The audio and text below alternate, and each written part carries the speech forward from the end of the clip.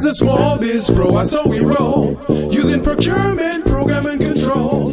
As a small biz pro, I saw we grow, using procurement, program, and control. I'm a businessman, yes, I'm an entrepreneur. Oh yeah, I'm a businessman, yes, I'm an entrepreneur. Oh yeah, I'm a businessman, yes, I'm an entrepreneur. I'm a businessman, yes, I'm an entrepreneur. Oh yeah. Crystal Mitchell, do you have my business plan? Good afternoon, everyone. This is the Business Zone with Crystal and Gilbert Buchanan, your small business paramedic. And today, Crystal. Well, first of all, we want to acknowledge that this is Women in Business That's what I'm Month. talking So about. we're going to be honoring women for the whole entire month of March. Happy Women's Month. Happy Month, Women in Business Month. That's right. And we're going to talk about, why was this developed? Why was this day? Because, every month there's something new, right? Every month. So this month is Women's Month. Last month was Black History Month. Next month is Small Business Month. Right? Black Business Month. And then I think October is November. So it's something every month. We're going to make it the whole year. Okay? Which is good because that gives those of us in with radio shows and blogs topics that we can talk about. That's what I'm talking about. That makes it easier to create the curriculum. That's right. Or the program. So today we have two amazing women that are doing some amazing things out there. So Can't wait to talk to them. I know. So we're gonna talk with them. I have a couple of call-in. You remember Roz? Yes. From Roz Works? Yes. She's gonna Skype in because they've extended that incredible opportunity for women business owners. They're still casting for another 10 days. So she's reaching out again. It's so convenient because now we've got at least one of the women here today. So she's got a storefront, then she qualifies. Oh, okay. Because she's been in business for a while, and she's got employees as well. Well, then that'll be fantastic because they're still looking for women. That's right. I guess whatever that first round, I guess some of them must have fell out, and so she's back. So she's going to be Skyping in, and then I have for the audience who's listening and don't know what we're talking about. You want to give them a little overview of what that's all about? Yes. So the program is actually, I think Laurent has a video and he can run it. Yeah, and then we'll talk about it. All right. It's from our last show with her. Excellent. And it's you telling them all about it. That's right. So we can let that happen. I want to serve. Exactly. Right, exactly. We're at the top of the hour right now. We're having a great show. I'm really loving this show right here. Our special guest is Rosalind, and she has an amazing project here that I want all of you to take a look at. All of you women-owned businesses out there who are looking to go to the next level. This is what this is all about, the next level. And she is casting. She has a show. She's looking for women-owned businesses with a brick and mortar. That means you've got a facility out there, a storefront, that you can participate in this program. You've got at least 3 employees. Correct? Yeah, they need to have 3 employees. At least 3 employees. And you can be a part of this. We want them to give us a call. Is there a phone number that you have? Yes, please. You want to give them? Yeah, 323-468-0700. Just ask for Roz. Say, where you heard about us. But more importantly, please call us and please share it. Share it with all of your friends. Share it on your Facebook, on your IG, on your, tweet about it. This is such an incredible opportunity for so many women. Phenomenal. And we have the most awesome, inspiring, successful leader on this project who her products are everywhere from Walmart to Target to CVS. She started in her garage. She's a global brand, and she is going to help other women do the exact same thing. That's what we're doing. That's what we're doing for women-owned businesses. If you want to call in and speak with Rosalind, the phone number here is 323-293-3375. That's 323-293-3375. We're going to go ahead and take a quick break right now, but we can't wait to come back and hear more from Rosalind before we take our next.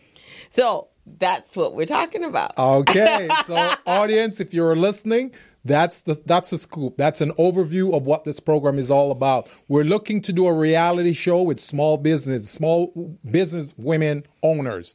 So if you're one of those and you want to get casted in this movie, It's actually a reality show. A reality show. It's like the Prophet, which is one of your favorite shows. Yes. And Ivana Van Zant, where she's actually helping you with your mindset to make change in your life. So they're coming. It's like those two shows coming together for the business owner to take them to the next level. Yes. And they're looking for the brick and mortar with employees, mainly because they're usually at a certain place in their business, right? But a lot of times, and you and I both know this, you could be making X amount of dollars but you don't know how to manipulate or to strategize to that next level. Right. So if you're making $250,000 and you want to get up to $500,000 or $1 million, what are those strategies?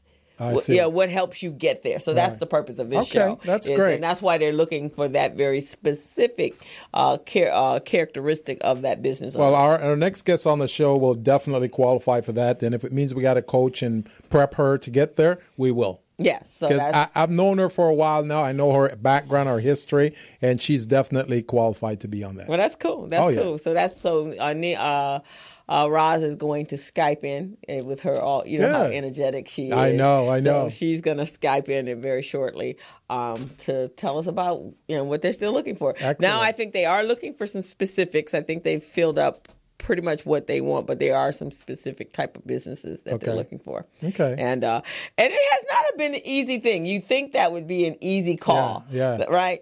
And from my conversations with Roz, it isn't, because in some cases, your business is on showcase, right? And that's probably part of the problem. See, a lot of small businesses, the thing is, they don't want you to look inside of what's going on in their business. Right. They don't want to, don't come to my house. I ain't cleaned it up yet. Yeah, exactly. Oh, you're coming for dinner? We can have dinner on the patio. You have to come inside. Right. Just come around the back side. We even have an outdoor bathroom. Yes. You don't ever have to come inside don't come house. inside. Right? Don't come inside the house. They don't want you to see what's going on inside their business. But this might be a good help for them, because it will help them to clear things up.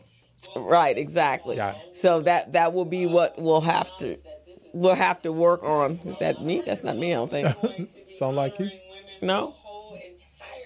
It's not me. Oh, maybe it is me. What's happening here? Sorry about that. We have an invasion here. I mean, it went from recording to talking. Okay. Interesting. So you had a very interesting week this week, huh, Crystal? Oh, I've had a heck of a week. So let's see. What did we do? We had graduation because I just finished class last week. Was it last week? Yeah, last week. Last week Friday. So then everybody, I've had appointments every day, all day long since Monday. And then we had graduation at Mount Sac. The young people, I'm so proud of them. I think 12 of them graduated. Tell the audience a little bit about the program that you run over there. So the program that I've been teaching at Mount Sac, or actually at the LACO, the Los Angeles County Office of Education, we're teaching recipients of that program how a skill set so that they can find better jobs. And so we have usually about 15 adults in the class, and the idea is to get them completely off of social services. And what are you teaching them? So I'm teaching them bookkeeping and QuickBooks. And so this group, it was an 8-week program. I squished in 30 years of information in 8 weeks, which is normally 12 weeks. They did a phenomenal job, but they were very talented. And they actually, before I even came on board, they actually were, this was a 6-month class, 6-month class. And it was administrative assistant, and then they brought in the QuickBooks as an extra caveat. Yeah. And I also taught them payroll. And so now they've finished that, and so now we're going to get them jobs. Excellent. And as usual, Crystal, you did an excellent job. All of the county people, the Mount Sac people, they were all excited about the type of work you provide. So, I want to say more kudos to you. See, a lot of people don't know the type of services you provide, And every opportunity I get, I just want to, wake the town and tell the people. I want to tell everybody. You want to be Paul Revere? That's right. I want to tell everyone about what you're doing, what great work you're doing for women, small businesses, and entrepreneurs. I want to do that. Yeah, thank you. Yes. Well, that's all part of what that's the other part of my business. Yes. And actually, when I'm teaching, that's a very rewarding part of what I do. Yeah. Especially when the outcomes are as they've been with this particular program. Mm-hmm. This was our fourth cohort, and we have had a 95% higher rate. Mm-hmm. So very, very, very, very pleased with that. Yeah. And our next class starts in April. And so we're going to be doing that in Pomona. Good. To those recipients out there. So it's really, really cool. And Good. then, Recycling Black Dollars is my community work for helping African-American business owners and consumers in our community understand why it's so important for us to recycle our dollars in our community. So that's all just part of what I do. And this strikes a very interesting balance too, because on one side, you being the leader of Recycling Black Dollars, you're trying to help the African American businesses, and I'm on the other side, I'm trying to help the Latino businesses as well as African American. So bringing that all together, we have a great resource here to help these small businesses. I think so, and bringing us together because when you really look at it, if based upon what's going on in our community today or in our country today, it's like the black and the brown. And then they're the ones that are trying to minimize the black and the brown. Right. So, but if we actually came together, we'd be really 75% of the population, which is the problem, right? That's really what I'm striving for, because the thing is, if we all come together, the different ethnicities, think about how strong and powerful we'll be. We'll be just like those kids in Florida. You see how they came together and, their voices got heard and people started listening to them. That's the same thing we got to do with small businesses. We got to come together, no matter what ethnicity we belong to, just make it happen. We have to make it happen and be very deliberate. Those young people, what I admire about those young people are they're very, very deliberate. They're not fearful. Right. And they're fighting for a whole. Right. And they make a lot of sense. They actually make more sense than the adults. Oh yeah, do. Oh yeah. When they talked about guns in giving teachers the opportunity to have to carry guns in the classroom. Right. And today I was listening on CNN, and one of the commentators was saying, she goes, just imagine, let's be realistic. You take that to an inner city school, and there's many challenges in inner city schools, and the teacher has a gun, and they don't like one of the students, or they happen to be in the inner city urban area, and you got gangbangers and drug dealers and all kinds of stuff. That's it. And now what, they gonna have a shootout in the middle of the classroom? That's exactly what I'm talking about. And that's what would happen. And the thing about that is, not only will they have a shootout, but let's say they shot at someone and they miss and it catches another kid. You see what I'm saying? Right. You can't be wielding guns in no classroom. That makes no sense. It's not a good idea.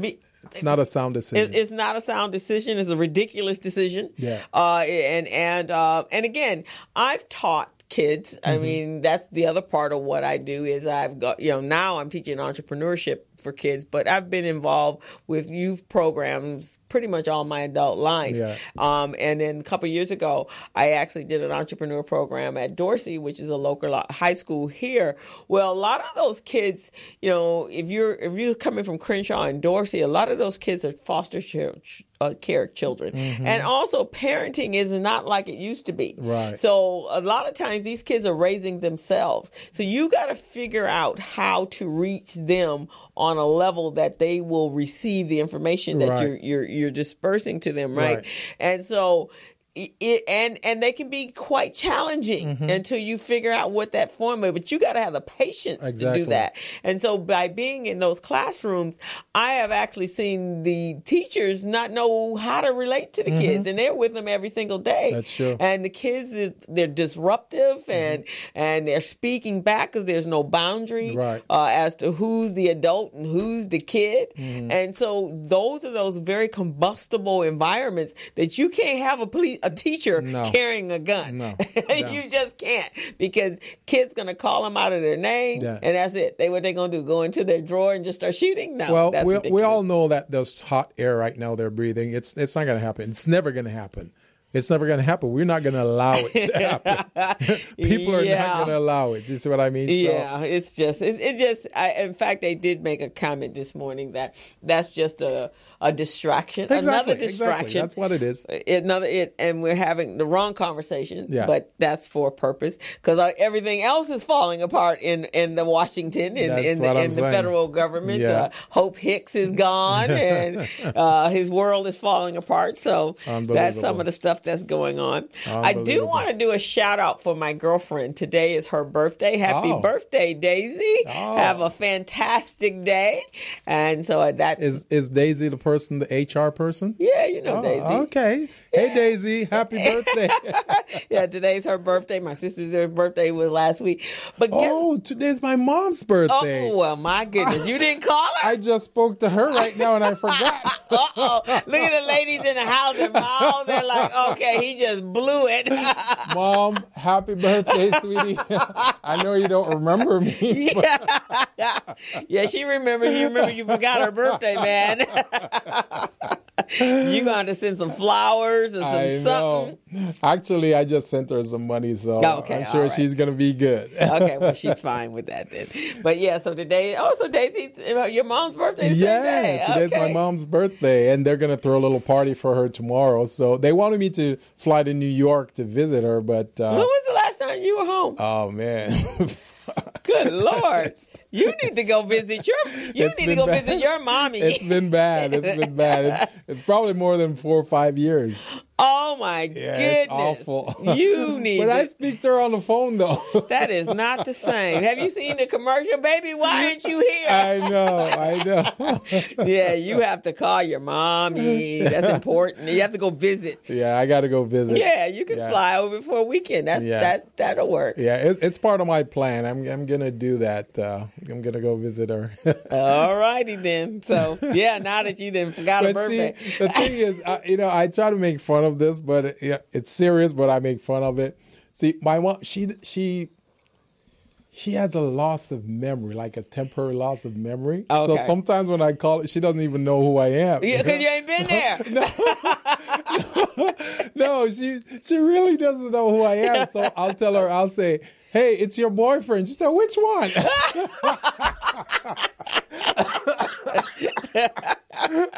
Okay. I said, remember the one you used to go dancing with? I don't remember you.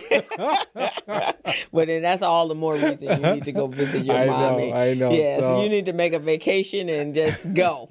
I got to make it a point of my duty. You do. So we want to tell the audience about our program that we have, that mastermind program. Do you want to tell them a little bit about it, Crystal? So we didn't do that last week. I think we did that the week before. Yeah. And we're getting ready to start our next cohort, I guess. And we're doing a mastermind group where we're teaching, helping small business owners become minority certified so they can do business with the suppliers versus state, federal, the county, the Edisons, the gas companies, all of those folks. Right. So they'll no longer be doing transactional business.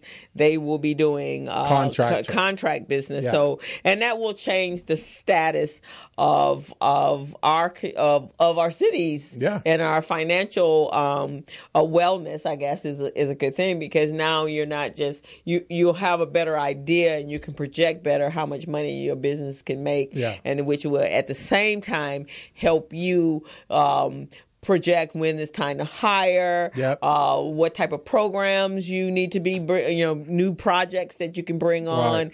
And I think the best part of it is the being able to bring on subcontractors, so you have some backup in your business, so that you're not the one doing the business all the time. You can go out and develop new businesses as well. And one of the things that you and I will be teaching these entrepreneurs, Crystal, is how to set up their business the right way, how to build their infrastructure, how to handle their cash flow management. So we'll go over the financial statements, the balance sheet, the profit and loss statement of cash flow, and also their ratios, to make sure that they understand their ratios.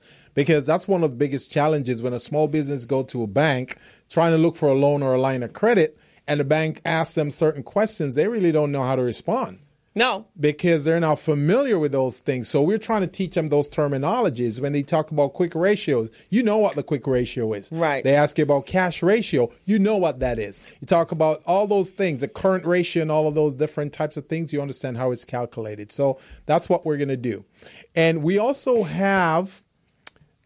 so we're gonna do the cash flow. We're gonna do the infrastructure. This time around, we're also gonna do business model. We're gonna teach these small businesses how to set up their business model, because many businesses, they hear about business model and they really don't understand it. No, there are 9 areas to the business model, so we're gonna go over each one of those 9 areas and show them how to set it up. You know, their value proposition, their customer segment, partnership, strategic partnering, cost, and all of those things. So we're going to go over that with them. So which is good. So you are creating all the components that bring create a successful business, yes, a business with longevity, legacy. Because a lot of times, from what I found from being a consultant, is we kind of fall into business, and but you don't necessarily know how to take that business from when you first opened the doors, and you just had a product or a service that you were concentrating on, and then creating a real business out of all of that, because most people are just selling a product or a service. That's true, but not a full business. Right. And so that's what we're going to do with it. And the thing about that, you mentioned something that's good there, Crystal. You said fall into business. So some people may have gotten fired or laid off from a job. Now they have no other sources of generating revenues, so they think, oh, why don't I start a business? So then they fell into that. Now they have no proper training, perhaps, or they're not ready for it. So they just go operate by the seat of their pants.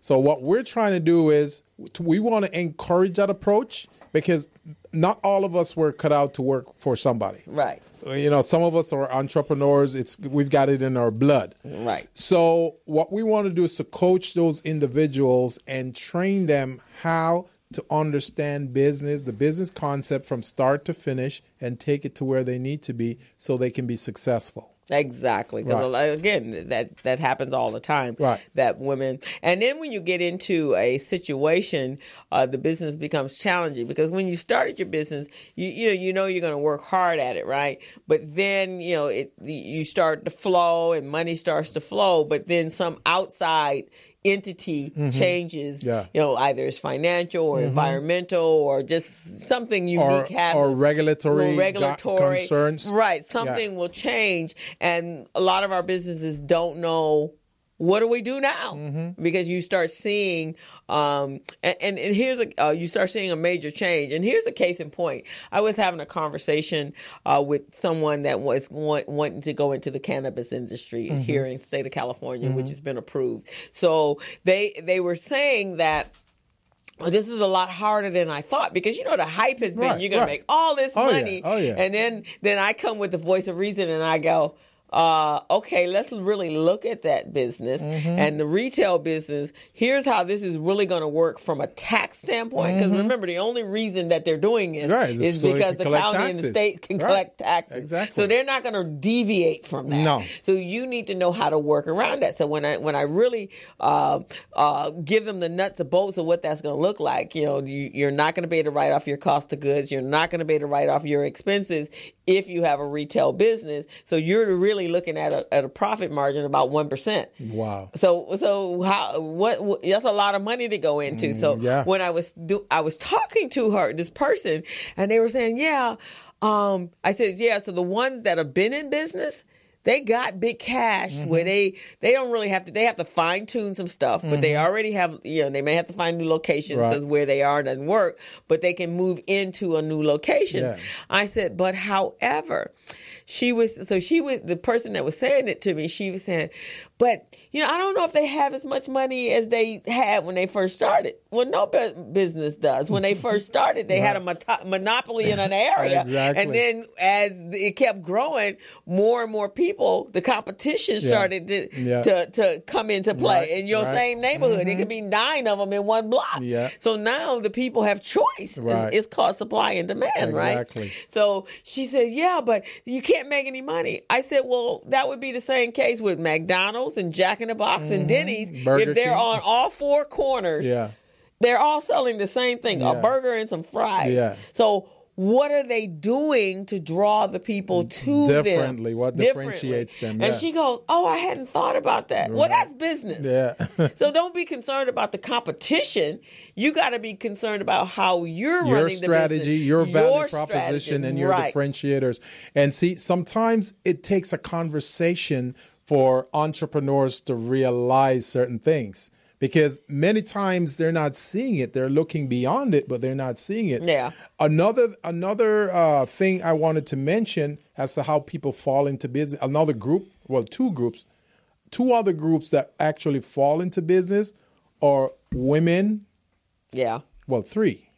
Women, minorities, and immigrants. Well, because those businesses are based on necessity. Well, not only that, they don't get opportunities elsewhere, so they have to create opportunities. They have to create their own opportunities. So that's how they fall into it, because they can't get hired. No one wants to hire them, so they're going, hey, I got a family I got to take care of, so how do I feed my family? Well, create my own source of revenue. Right, and a lot of women, especially when they start having children, you know, unless they've chosen the path and the career path to work in a corporation, and they have they know how they're going to get up to the top, wherever that top is. But when they have children, then that kind of changes how they do business. Because they need to be. And I tell my students this, especially where they are. If you have children at home and you're looking for a new career, you want to make sure the company you're going to is family friendly, because there are things that are going to happen. Your child has to go to the doctor, and the husband or whomever, you can't find someone to take you. Right. So they have to understand the flexibility of that. So you have to make sure when you're interviewing your business, the companies you want to work at, that they have that. They either have child care on premise, is not too far from where your child goes to school.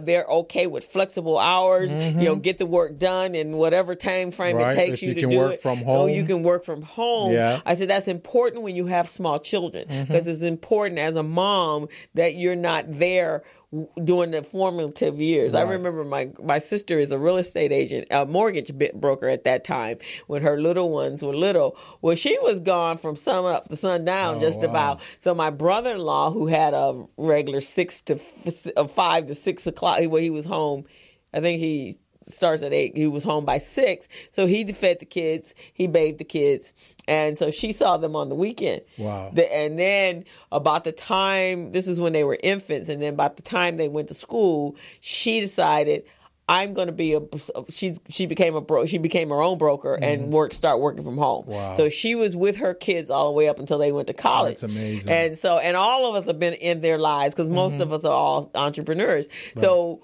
when she was telling the boys that she was going to go work in the office, now they're grown men. They're like, what do you mean? You're not going to be here when we come home from college?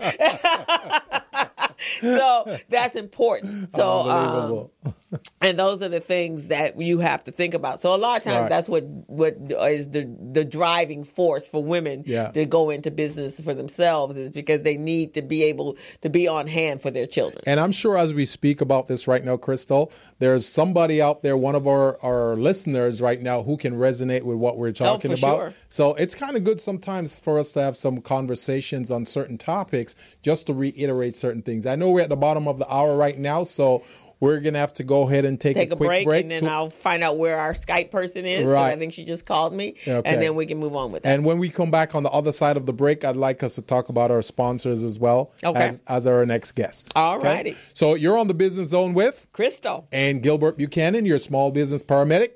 Take a break. Hello, meet Larry. Larry is a general contractor. Larry is very good at his craft, but Larry has a very tough time managing his paperwork because he is busy taking care of his clients' needs. Larry just cannot find his important business documents when needed. Larry is also being passed over for bid opportunities from prime contractors because he is perceived as not ready. He doesn't know where his business license, certifications, insurance, and other key corporate documents are located most of the time. Lucy owns an auto body and collision repair shop and has been using a business management and procurement assistance program called Small Biz Pro to keep her business organized, business ready, contract ready, and bank loan ready. Small Biz Pro is a 3-in-1 cloud-based business management, procurement, and market research assistance system designed to help businesses become business ready, contract ready, and bank loan ready. It also provides back-office operation solutions for small businesses. Lucy is able to stay ahead of her competitors because she uses Small Biz Pro to manage her business daily.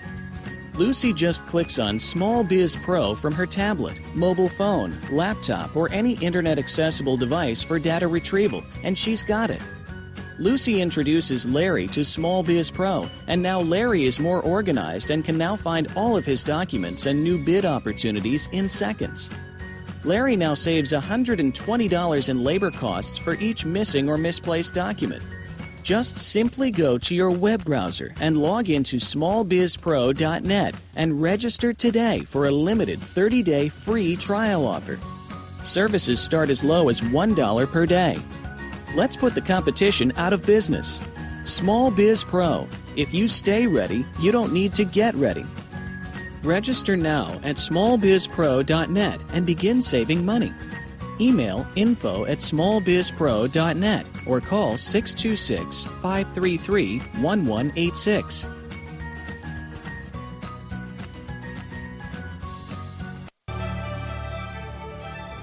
Each year, the state of California contracts for billions of dollars of goods and services. We as a state can and should leverage our spending power to achieve policy goals that help the people of California. One major policy goal we have is to create jobs and grow our state economy. Promoting the development of small businesses within California is a great way for us to do that, because California small businesses are the engine of economic growth. 95% of companies in California are small businesses, and with the right opportunities, these small businesses can grow to become the next Apple, Netflix, or Tesla. So let's all do our part to promote small business development and grow our state economy. Together, we can really make. Hello, meet Larry. Larry is a general contractor. Larry is very good at his craft, but Larry has a very tough time managing his paperwork because he is busy taking care of his clients' needs. Larry just cannot find his important business documents when needed. Larry is also being passed over for bid opportunities from prime contractors because he is perceived as not ready. He doesn't know where his business license, certifications, insurance, and other key corporate documents are located most of the time. Lucy owns an auto body and collision repair shop and has been using a business management and procurement assistance program called Small Biz Pro to keep her business organized, business ready, contract ready, and bank loan ready. Small Biz Pro is a 3-in-1 cloud-based business management, procurement, and market research assistance system designed to help businesses become business ready, contract ready, and bank loan ready. It also provides back-office operation solutions for small businesses. Lucy is able to stay ahead of her competitors because she uses Small Biz Pro to manage her business daily. Lucy just clicks on Small Biz Pro from her tablet, mobile phone, laptop, or any internet-accessible device for data retrieval, and she's got it. Lucy introduces Larry to Small Biz Pro, and now Larry is more organized and can now find all of his documents and new bid opportunities in seconds. Larry now saves $120 in labor costs for each missing or misplaced document. Just simply go to your web browser and log into smallbizpro.net and register today for a limited 30-day free trial offer. Services start as low as $1 per day. Let's put the competition out of business. Small Biz Pro. If you stay ready, you don't need to get ready. So we're back on the Business Zone with Crystal. and Gilbert Buchanan, your small business paramedic. And Crystal, who do we have in the studios Well, today? we actually have a special guest that's calling in. Even though we're celebrating women this month, I do have a special guest that I met. You know, when I go to the Fraser Network, the Power Network conference? Yes. So I met this wonderful, very innovative young man. His name is Brother Bedford. And so he specialized in speaking and training entrepreneurs and business owners about turning their knowledge, experience, expertise, and passions into cash using the internet, mobile, and social media marketing. Each presentation is entertaining and dynamic, and he's written books on it. So he has a thing where he is like the #1 internet marketing coach and consultant, Really? and he will teach you how to make money in your sleep. Well, guess what? I'm ready to make some money while I'm sleeping. So let's talk to this person. Let's talk to Brother Bedford. Brother Bedford, are you there? I'm here. Can you hear me? I can hear you very well, Brother Bedford. Welcome to the Business Zone. And welcome to Los Angeles. I'm so happy to see you. I will be seeing you tomorrow at Margot Lovett's event. But you are very special to me. And now I want to introduce you to my co-host, Gilbert Buchanan. And one of the things he's impressed with is that you can make money in your sleep. That's what I'm talking about. So show me the money. All right. Well, first and foremost, thank you so much for having me on. And of course, I could not come to your beautiful city without touching bases with you, Crystal. You know, I admire you so much. So thank you for that. And I apologize to you and your audience for bringing this rain with me from Detroit. Yeah, dude. You know, that's going to cost you. It's going to be a tariff on that. So. Well, I owe you one, Gilbert. I apologize. I owe you one. Okay, sounds good. You know, out here, unlike back east, we don't know what to do with weather. We only know what to do with sun. We're totally at a loss when we have any kind of weather. Yes, so was I. I mean, I thought I was coming here to enjoy some sun, and I got here and I was shocked. I said, this is almost worse than Detroit. So this was different. Could put your bathing suit on, huh? Absolutely. So do you have a formula as to how we can do this money-making thing, or how does it work? Oh, wow. How we do this money thing. That's right, baby. Well, you know, first let me just say again, I'm honored to be here, and I heard Crystal mention some of the things that I do, and one of the reasons I'm in town is because I've actually I help people to take their knowledge, their experience, and their expertise, or their passions, and turn them into income-generating products and platforms. And so, as Crystal mentioned, I'm actually here because we're celebrating a book signing tomorrow. Excellent. Of I guess, one of my clients who resides in this area and has been doing some phenomenal things within a year with writing her book and creating her podcast and becoming a bestseller. And now we're working on her flagship product. This is Margot Lovett that I'm speaking of. And so I'm extremely excited to be here to watch her. Okay. So it's not only something that I do myself, but to watch her now do this for herself. And I'm extremely proud about that. Oh, and she has come. You know Margot. Oh, yeah. Yeah, she's been on the show. And Margot, and you know, Margot was in a class of mine, Brother Bedford, probably about 3-4 years ago, and she was writing her business plan. She hadn't even left her corporate job as of yet. And so it was still, and she had told me she had this love for the radio and wanted to have a radio show and so forth, but it was all still a image in her head. And I had them do a vision board and put that on paper, and then she developed a business plan. But it was still like 2 years later, and then when she came and you came out here and she met you, she just took that and went with it. So I am so proud of where she is right now. In just 1 year, she has just completely changed her whole mindset about her business. Absolutely. You know, there's a lesson in that for your listening audience, too. It's something how you planted the seed and you helped her, how all of us play a part in certain individuals' lives. We never know where they're going to make that decision or make that transition, but we all play a role, and then when it finally, the light comes on, it's something to look back and see how you helped her to shape this vision, and then I just help her to bring it into fruition a couple years later. So again, we're still a team, right? We're a team, and it takes a whole team. And mentorship is very, very important, because a lot of times mentorship, people, and consultants and coaches, you question whether or not it's advantageous for you to spend the money to hire a coach. But one of the things you do is you become their fan club and their rah-rah club, right? And you help push them out of that inertia in order to create their dream and move them forward. So when people say, I don't know if it's worth it, it really truly is. To have that your own coach standing behind you, pushing you to the finish line. Absolutely, absolutely. You can't do this thing without a mentor, a coach, or people that you begin to pull into your sphere to be on your team. Because business itself, it's a team sport.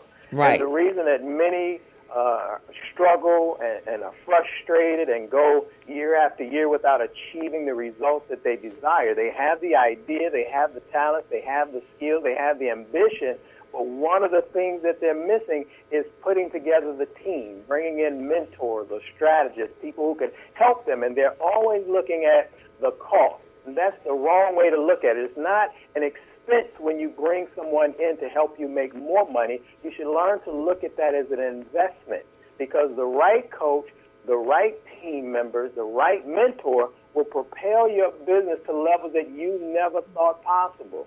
And so many are holding themselves hostage because they're thinking that they can do this thing by themselves. And there's just a limit to what you can do in the world of business. Even just that language, when you understand that this is a world of business with many moving parts. And if you don't get someone to help you to plug into all of these different moving parts, you're going to be stagnant, you're going to be frustrated, and you will make the assumption that this doesn't work or it's not for you. So that's great advice, Chris, and I would hope that they grasp hold to what you just said, the need to get someone to help you do this. Exactly. And a lot of times you yourself will talk yourself out of opportunities and blessings that is there for you, because you don't have anyone to say, no, well, let's look at all sides of it. Really, let's identify what the positives are, what the possible challenges may be. I didn't, not to say that, no, I can't do this. It's a possible challenge, but that challenge can be turned into something positive. But sometimes you need people to help you, or a coach or someone to help guide you over to that process to work through it and then come out on the other side. So there's a lady, we have another guest in the house today, and she's a business and life coach as well. And those of us that do this, God has given us this skill to encourage and inspire other people. I think we are all blessings to the business world, and if we can just turn all our people into these little amazing money-generating, economy, community-building people, we'd be doing some good stuff, wouldn't we? Absolutely. And one other thing I would just like to add with the coach, because it goes a little bit further than just inspiring and motivating. When someone comes to you, Crystal, they don't realize that you're bringing to the table 25, 30 years of experience. Right. So you're really, when you're interacting with someone like yourself and bringing you on board to help them with their business and their vision, you're literally shortcutting the learning curve and the business life experience that one needs, because you can't do this thing without some form of business experience. And when someone brings you into the fold, Chris, you're bringing 20, 25, 30 years of not just your own personal experience, the experience that you've had with other businesses, the experiences you've had interacting with people like George Fraser and the conference. And so that's what we bring to the table. And so people have to really begin to look deeper than just someone coming on board to motivate you and inspire you. You're literally getting probably 100 years of accumulated knowledge of business wisdom and experience. And your connection. You know, George Frazier talks about that. When you get him, well, you get him and a whole bunch of people. Oh my, yeah, absolutely. A tremendous Rolodex. So, Brother Bedford, since we only have 20 seconds left, I want to tell you what impact you just created on me, okay? So, okay. I'm listening to what you just said right now, and immediately I start thinking in my mind, when I generate my next proposal, instead of putting a cost factor in there, I will just put investment or compensation. Absolutely. Okay? Absolutely. So Absolutely. you change at least one mind or way of thinking here today.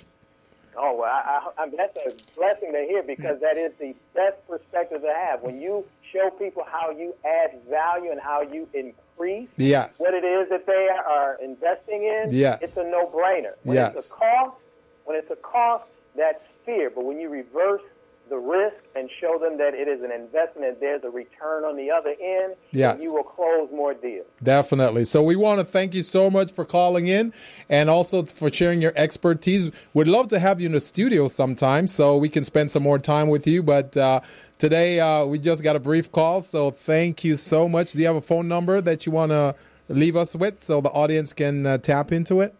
Well, I would say the best thing that people can do is just go to brobedford.com if they want to get more information about me. That's BROBEDFORD.com. Thank you so much. And I will see you tomorrow at Margot's book signing and book reading, and I'm looking forward to meeting you. And then I'll see you in July at the Power Network Conference.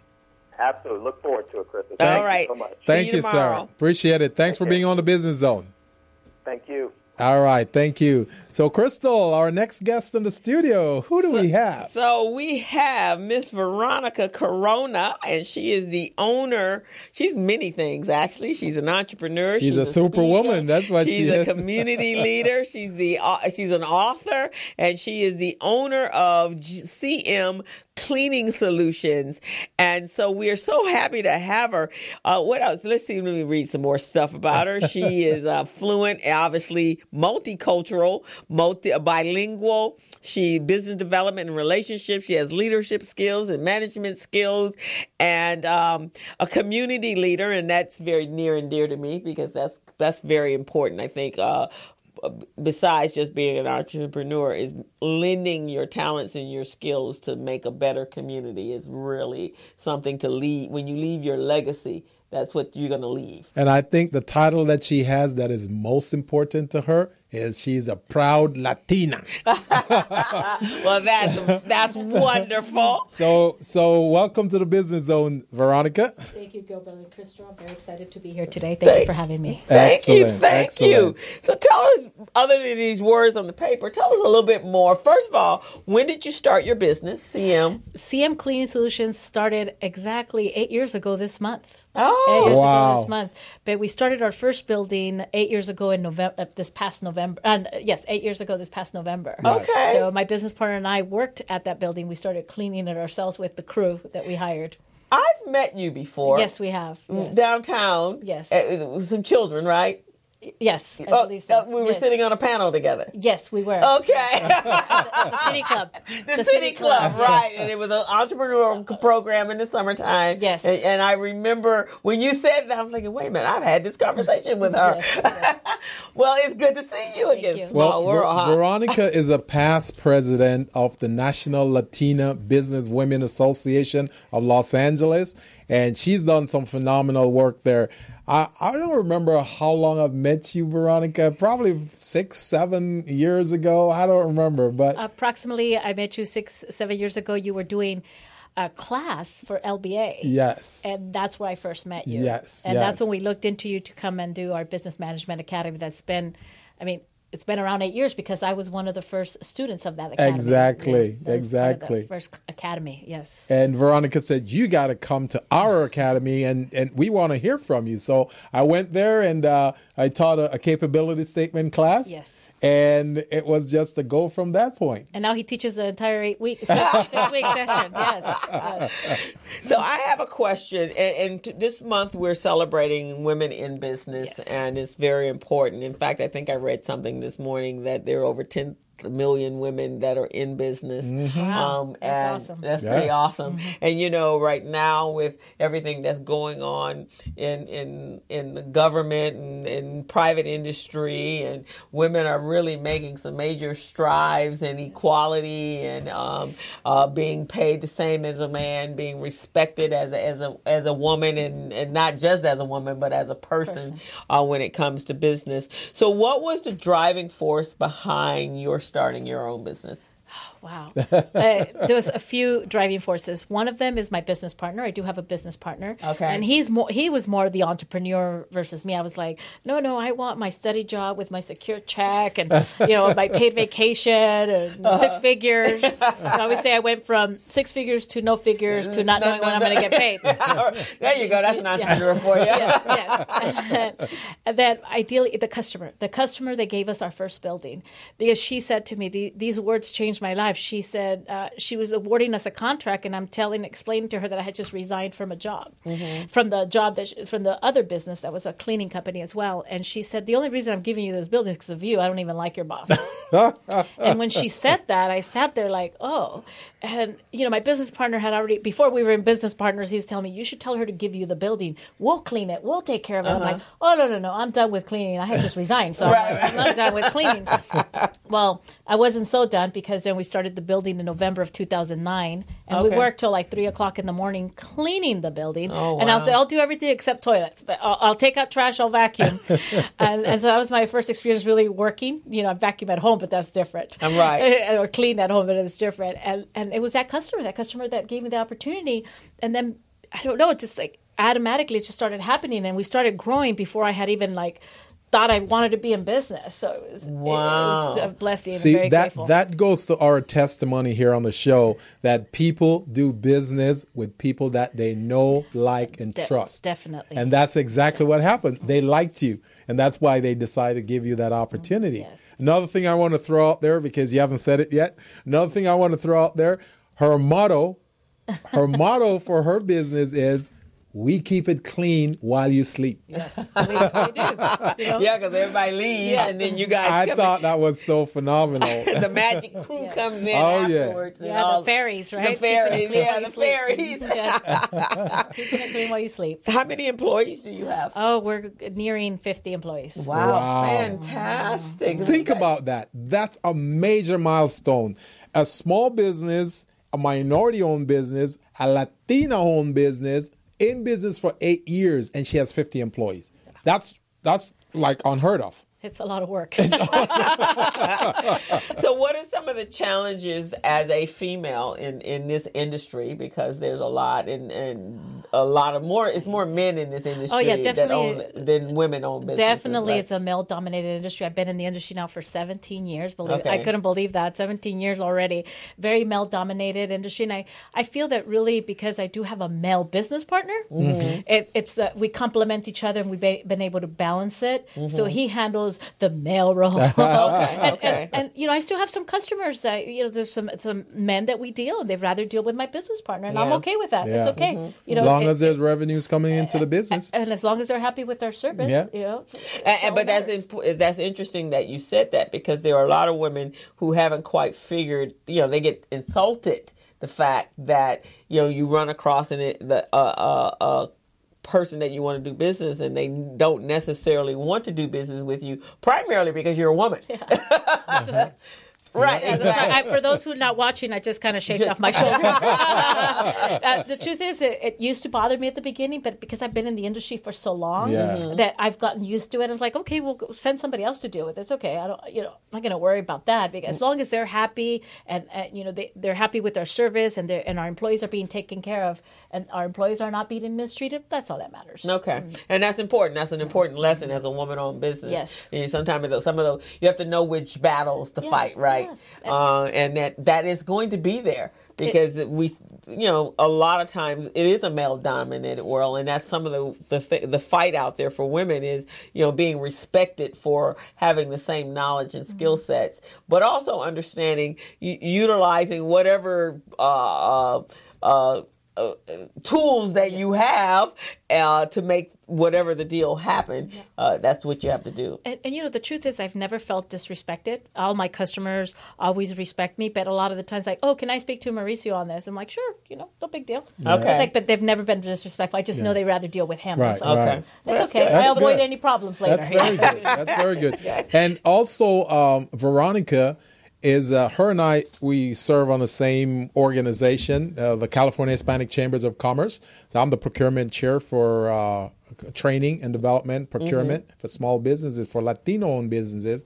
And Veronica is a board member of that organization. I am. I'm the Southern Region Chair for the California Hispanic Chamber for Commerce. I'm on my second year serving for this second year serving for the organization. Right. Tell us a little bit about that experience. Oh, you know what? It's been a really great experience because California Hispanic Chamber of Commerce is not just local; it's throughout the state of California. Exactly. So I've met a lot of business owners throughout the state of California, and that alone is an experience. Yes. Even our board meetings are in different parts of California. We do Yes. Northern Region, Central Region, Southern, Inland Empire. Yeah. So we've connected with several organizations. Right. And if I may, I'm very excited that this year our annual convention is going to take place here in our own backyard. I in know. Los I can't Angeles. wait. Wonderful. I can't Los wait. Angeles. And so one of the things for me, and I happen to be the chairwoman for the convention. Oh, wow. Yeah, like if I didn't have enough work already. But I'm excited about that. We really going to want to impact our community. And part of my goal is to make it diverse. We are Hispanic Chamber of Commerce, Yeah. but we all have to do business with each other. That's right.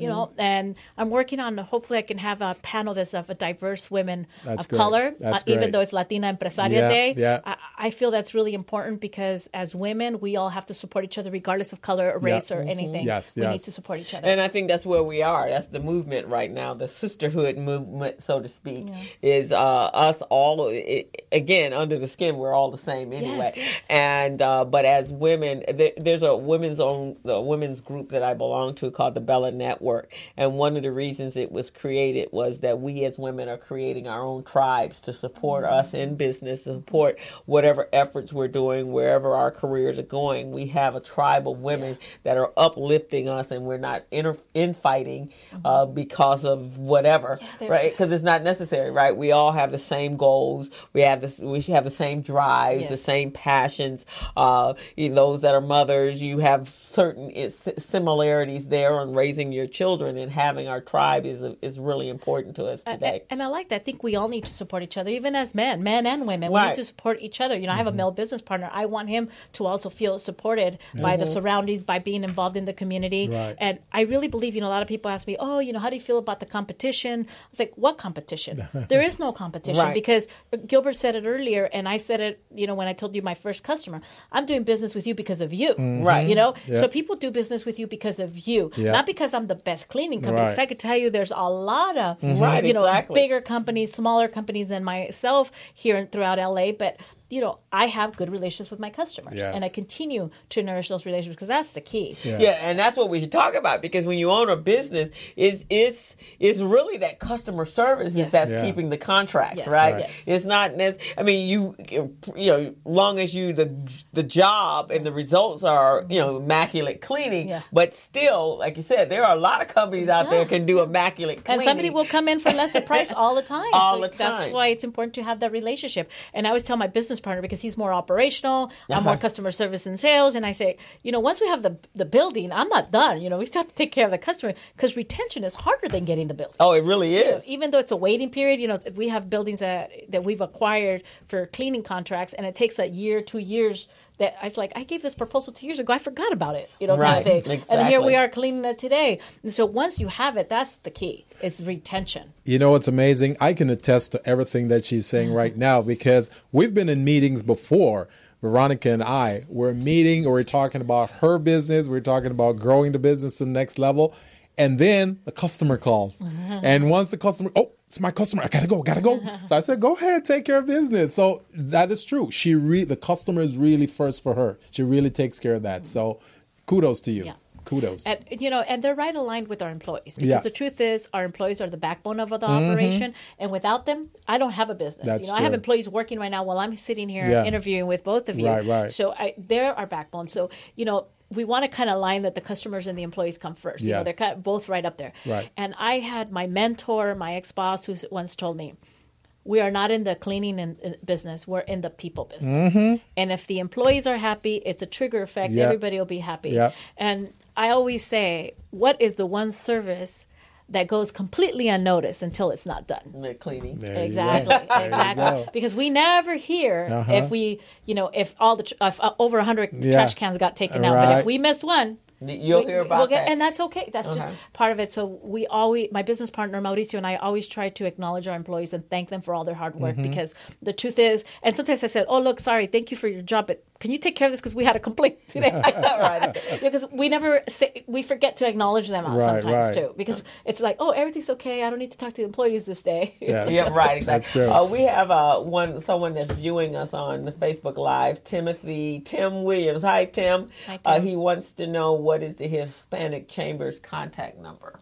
Ooh, I'm gonna have to get. I have it. I believe I do have it. Yeah. And if not, you can look at us at chcc.com.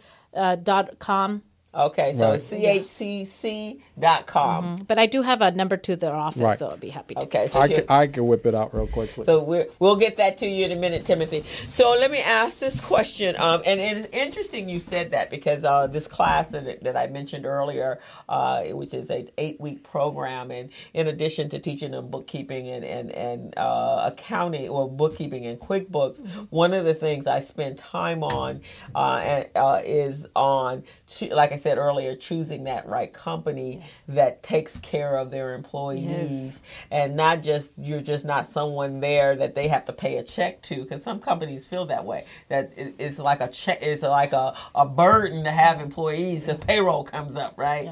But having a company that cares about you as a person and that they treat you like associates, because really we can't run businesses without our employees, right? Oh, because definitely. we'd be doing everything. I'd be cleaning toilets. Exactly.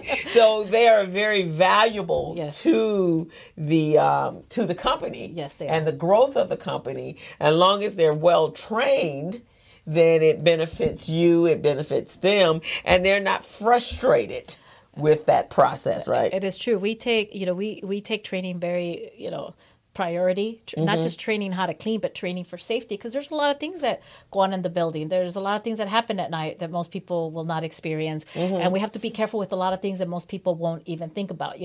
Something as simple as, I always tell employees, never push the trash down with your hands, ever, because you don't know what's in there. You don't know if somebody threw in a syringe. We have a lot of people who are diabetic, and Broken glass, anything. Yeah. So that's something as simple as that. Right. And I get on them. Like, I watched one of our date persons do that one time. I'm like, "What are you doing? Why are you doing that?" And she's like, "Oh, I never thought about that." I said, "Haven't we told you?" "Yeah, but when we're in a hurry," so we have to remind them. So that's that priority. could be a workers' comp case as well. Yes, exactly. Right. So it's really taking care of the employees. And they're working in buildings at night. Yeah. Yes, they are. And so being aware of your surroundings and all the things of that nature. Definitely. And we tell them, I don't want to see earphones on, because if there's an emergency, I always think of a scene of a movie, which I can't think of it right now, but it's Arnold Schwarzenegger, and it's a helicopter, and it's hitting the building, and it crashes. Yeah. Crashes in the building, and the glass breaks, and the janitor's there like dancing, and he doesn't even know what's going on. And I always tell him about that scene when I do training. I said, so I never want to hear, I want to know that you guys are with earphones, because if there's an emergency in the building and some alarm goes off, you need to know that something's happening. You need to get out. I don't care, you get out. Whatever, right? And we all have, like, part of our training. In every building, they have a meeting point. So if there's an emergency, they're supposed to exit the building, and all of them are supposed to meet in one location. Excellent. Okay, that way they know they're all safe. And if something happens, at least they know. Well, this coworker didn't come out. So, Excellent. Yeah. Oh, that's excellent. I do have that number for Tim if perfect. he wants it. So Tim, the phone number for the California Hispanic Chambers of Commerce is 916-444-2221. That's 916-444-2221. So you could go ahead, give them a call if you want to get involved, you want to join, you want to become a part of that. And just so you know real quickly, what we do is we have training every month for different chambers, Latino chambers for the California Hispanic Chamber of Commerce. So we provide training and capability statement and other procurement training. So Tim, that will be a good one for you to do. All right, Tim. So I hope that's been helpful for you. So Veronica, tell me, what is the most rewarding thing about being in business? Most rewarding thing about being in business, I have to say, besides the relationships I have with my customers, is being able to give back to the community.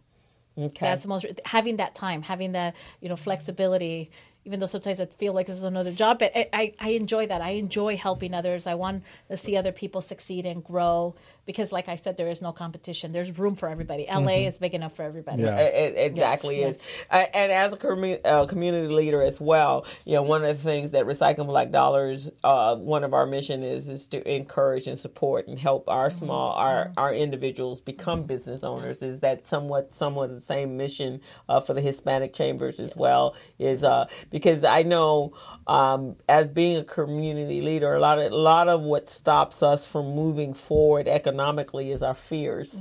Yes, definitely. Right, you guys. So I assume you would be encountering the same pushback that we get when I'm out there doing what I do in my community. Definitely, because I'm like, I don't want to be too involved in my community and not take care of my business. Right, and then, taking care of the business and then forgetting about what I'm doing over here. But most importantly, I feel it's important to create a balance because one of the things that, I felt at the beginning of the business, I kind of threw myself at the business because it was growing. We didn't have money at the time. It's like I said, I didn't know when I was going to get paid. Yeah. But I always feel, too, is that never sacrifice your time with your family because I know that I sacrifice that. I don't have any children. Yeah. But I do have now 2 nephews and 5 nieces. Okay. And they range from, 6 months to 11 years old. And I know that I do not want to sacrifice any more time not spending time with them. Right. Because I feel that's a priority and that's important. Yeah. I want to be a role model for them, but I also want to be able to I want them to know who their Tia Vero is. Oh. I've been guilty of that. Yeah. I heard that, Gilbert. Are you kidding me? I spend a lot of time at nights working on my client stuff and I ignore other stuff, and that's not good. I just saw my mom 2 weeks ago, and then I talked to her yesterday. And it's like, oh, when are you going to come visit again? Just saying, Gilbert. Yep, I hear you. Just saying, Gilbert. I'm taking your advice. New York. New York. That's not even that far, huh? Yeah. No, I've always, my family is very important to me, but I also encourage my nephews. I have 2 nephews and a niece. And actually, recently I had my DNA done, and I didn't know my biological father. And so a couple weeks ago, 2 weeks ago, someone reached out to me on Ancestry to say, I think you're my aunt. Which I am. And we didn't know. I mean, he didn't know. I knew the backstory, but he didn't know. So, that's pretty cool. Yeah, isn't that kind of cool? So, which is why I did the whole DNA thing. It could be an eye, but you may open a Pandora box. Right, exactly. You don't know yet. We're going to find out where it is. Yeah. But my nephews, that's what I'm talking to them about. And my niece, she's already an entrepreneur. She's a makeup artist and does the eyebrow threading. And so she's been working on and helping her to planting the seed about having her own business, but she still kind of operates like that, a makeup artist is. But my nephews, one is in sports management. He's finishing up his master's program. Nice. And then the youngest one is going into film. And so I told him, we want to help you guys understand why it's so important to be in business for yourself. Yes. And it gives you so much more gratification because you're the controller of how much money you make. Yes, we are. Right? And you can control your destiny based upon that. And I want to add to that, you said you are in control of the money you make. I'll tell you, it's not always about the money. Because when I was earning 6 figures, I was working all the time. And I didn't have time for anything else. Right. And sometimes I think, how much was I really earning an hour when I think of the hours I was working? Right. And I can tell you that I don't make 6 figures today as an entrepreneur. Right. But I have a better lifestyle. Yeah. Right. And at the end of the day, I feel happier than if I was making the 6 figures. And I know, money is nice. You could do a lot of things with money. I'm not saying I don't want to make money. I'm just saying that it's different. It's different. Right. And you really don't have, because I'd say that you're an attorney and they make big money, right? The doctors, but look how much time they spend. So when you really calculate the number of hours, you might be making $5 an hour compared to what the partners are making. I mean, when I think of how many hours I worked when I was earning 6 figures, I was probably making the same I'm making today. Right, exactly. Or less. Right. Exactly. And not that I don't want to be above six figures. I do. I want to earn six figures. But everything takes time. When you're an entrepreneur, things don't happen as fast as things don't. And you're going to have good and bad years. We've been kind of like this. You rock and roll, right? You roll. See, that transitions into my next question that I'm going to ask you. It's not a bad one. So, are you currently certified as woman-owned or small business? Yes, thanks to you, Thank Gilbert. you. Yes, thanks to the classes that you've offered. Yes. I am. Excellent. Yes. Because one of the things that we're doing here at the Business Zone is we're working with small businesses and women-owned businesses to get them involved with the state of California, which we're going to talk a little bit about in a little bit. They're one of our sponsors of the program. Thank you for sponsoring. So, yes. Thank you, DGS. Oh, yes, I know DGS. Yes. So one of the things that they're looking for, they want to see more businesses certifying with their system. So one of the things that we can offer you is to help you to become certified with the state, because part of our plan, part of our plan is to get at least 10 to 20 businesses certified and obtaining at least a $50,000 contract with the state of California. So, you're an excellent candidate for that. So we'd like to get you involved in that. Perfect. I would love to. Yes, definitely. So after this show next week, we'll reach out to you and we'll walk you through the process and show you how to get certified with them, and then start looking at those contracts. Sure, that'd be great. Yeah, because that gets you to those six figures. Yes, because that's what it is about the contractual. Oh, yes. And with all the construction that's going on in our city, there's a lot of opportunities coming up for, we just like in a major growth, and this is the first time I think in over 50 years that Southern California has had this much growth on it, and all of those places are going to require cleaning crews. They definitely do. As a matter of fact, Metropolitan Water District on the 8th, I don't know if you got that email, but they have an opportunity in Fullerton on the 8th. And they're going to be looking at firms like yours to offer. They're saying that they're going to have contracts from $500 to $1 million. Oh, nice. So I'll take the million. So we want to get you involved. I'm going to send you that information. Yes, thank so you, you can Gilbert. check I it out. appreciate it. Yeah, Thank that's definitely a good thing. Yes. Yeah, fantastic. So what would you say to someone that's just starting out, a young Latino, anybody actually starting out, and they're working, say, in a cleaning business, and how you made that transition from employee to employer? What would be some of your advice? Save your money. Save your money, because the first year I was living off savings. I was living off my credit cards. Wow. I always say, I used to go to the gas station. Here I am driving a nice luxury car. And I go to the gas station. I would bless myself to see which card would work so I could put gas in there. And so I definitely be prepared financially if you're going to put yourself in a position where, even though we were making money, we started all these contracts. We weren't getting paid right away. Because most of our contracts, we don't get paid 30, 45 days later. That's true. And we've already had to pay employees twice. You've incurred expenses and all of that. Weekly. Vendors have been very great to us. At the beginning, we were able to work with them. I had one vendor said, I've known you for a long time. Don't worry. I'll give you any supplies you need. You don't have to even sign a credit application. Great. I was like, that's great. Wow. I was like, that is great. Yeah, that's fantastic. Relationships. Yep. Relationships. You don't it. keep them. But definitely be prepared financially and be prepared at least for 6 months to a year, because you don't know when you're really going to start making business. And it took us at least a whole year to finally have that cash flow. Yeah. Have that cash flow where payroll always came first, because I'll tell you one thing that I admire about my business partner, because we both think alike, is employees come first. Because at the end of the day, without the employees, you don't have a business. Right. That's right. They always have to get paid first. And in our industry, the pay rates it's labor. Yeah. And it's very low. It's minimum wage. Yeah. Right. And, they need to get their check right away. So it's important to always take care of them first. And then it was us. That's why I always say I never knew what I was going to get paid. Exactly. Never know when you're going to get paid. So you have to be prepared for that. And you have to be prepared with that credit card. You got to bless yourself and say, okay, let's see if this one goes through. At least $20. And the thing about it, again, is the state of California, it's illegal for you not to pay your employees. So you got to pay them. No matter where you got to get the money from, you got to pay. I took over a contract that the employees had been waiting would wait 3 weeks to 4 weeks to get a paycheck. Oh, wow. And I'm like, and then my business partner and I looked at each other like, yeah, that's no good. Our employee doesn't get a check Friday over the weekend. Yeah. They're like, about my check. Yeah. I can't do anything till Monday because Exactly. payroll, right? Yeah.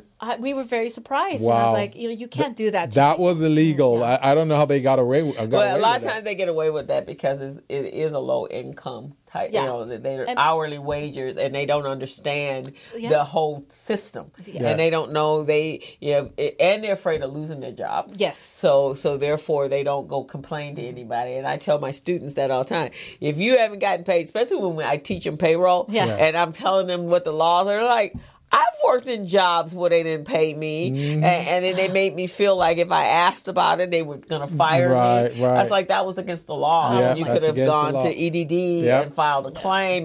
But a lot of times, because they're hourly employed, they need their money.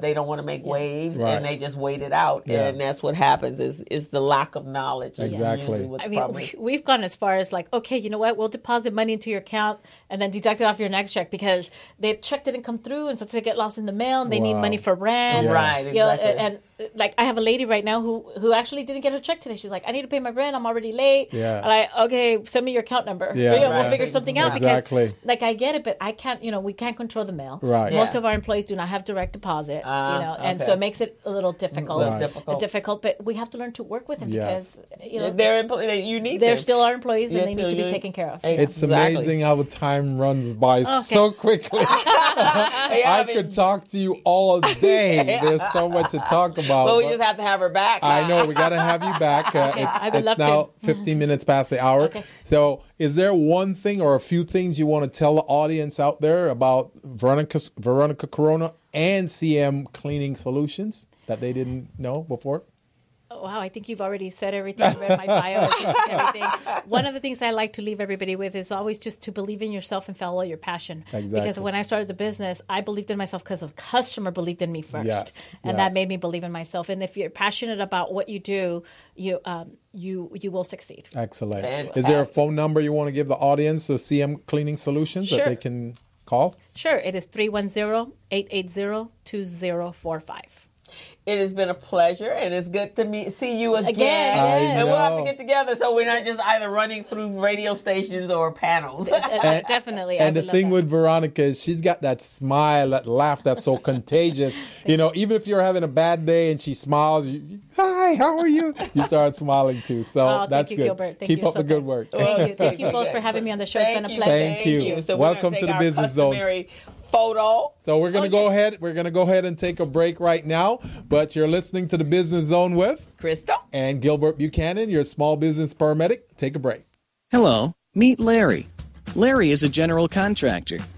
Larry is very good at his craft, but Larry has a very tough time managing his paperwork because he is busy taking care of his clients' needs. Larry just cannot find his important business documents when needed.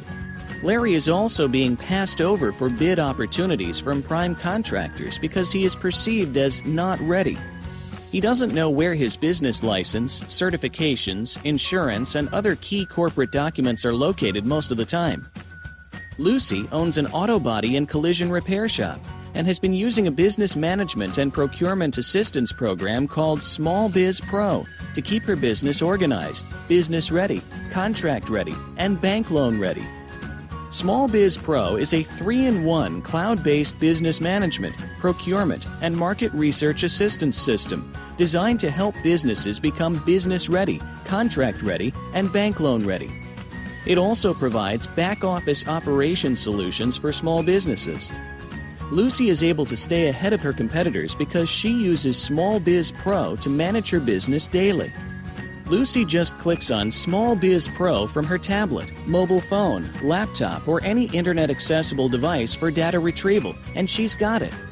Lucy introduces Larry to Small Biz Pro, and now Larry is more organized and can now find all of his documents and new bid opportunities in seconds. Larry now saves $120 in labor costs for each missing or misplaced document. Just simply go to your web browser and log into smallbizpro.net and register today for a limited 30-day free trial offer. Services start as low as $1 per day. Let's put the competition out of business. Small Biz Pro. If you stay ready, you don't need to get ready. Register now at smallbizpro.net and begin saving money. Email info@smallbizpro.net or call 626-533-1186.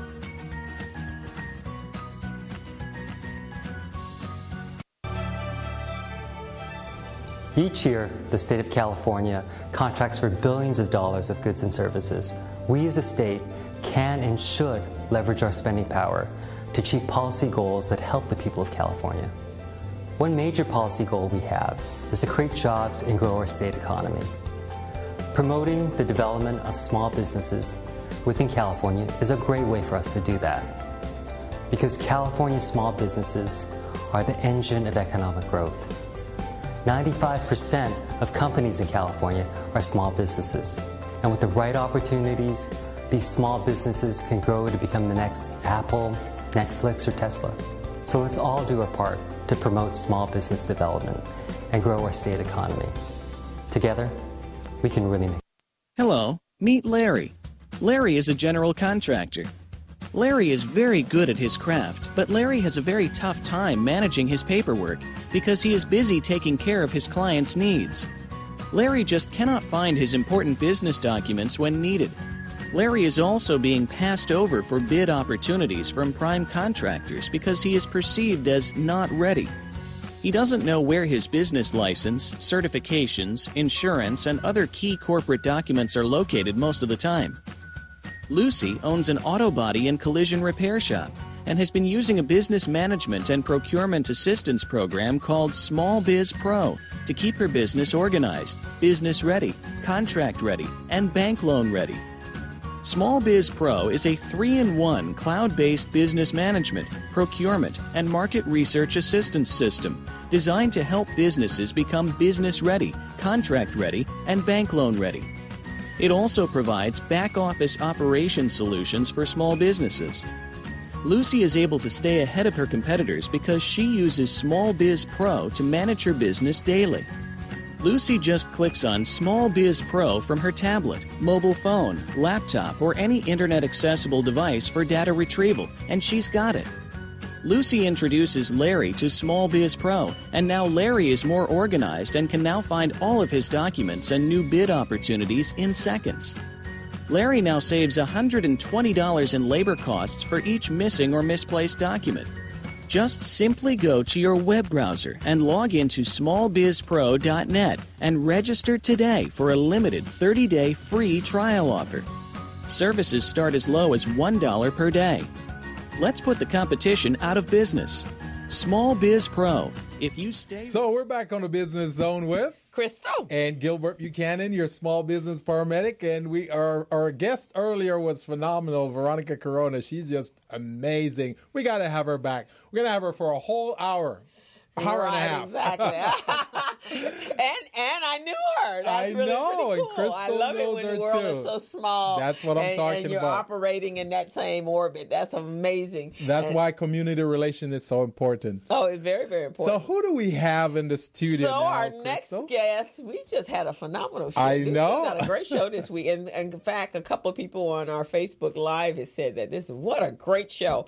But we have Sandy Lou Guerrae. She is a transformational business and life coach, born and raised in Boyle Heights, California, a graduate of the School of Hard Knocks. Sandy Lou uses her experience and training to support people in creating the life that they desire by coaching her clients through workshops that she facilitates and creates. Couples coaching and one-on-one coaching. She provides her clients with the tools they need to transform their relationships, self-confidence, finance, business, health, and overall lifestyle.